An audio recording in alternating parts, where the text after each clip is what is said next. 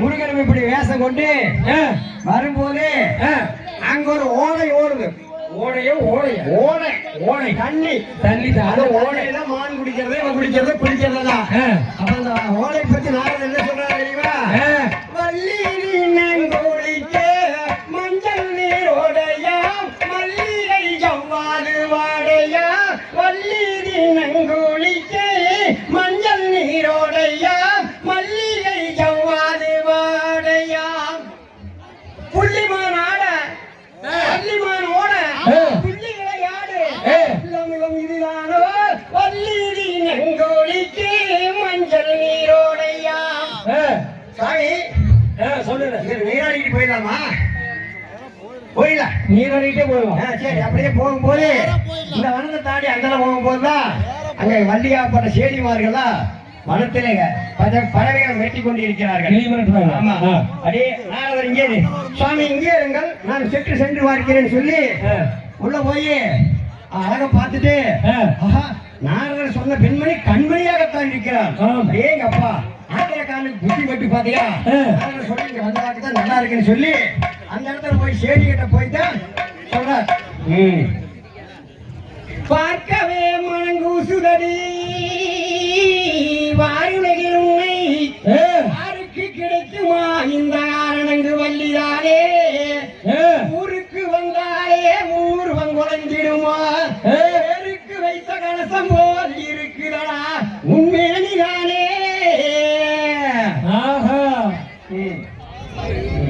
காணக்கூற வள்ளிமானே கனகரஞ்சினை பூமாயிலே ஒரு மாறோதானை மறந்து தானாக மறந்து மன்னரத்தான் கண்டாதுண்டோ வெண்ணே மான்மகளே ரஞ்சிதமே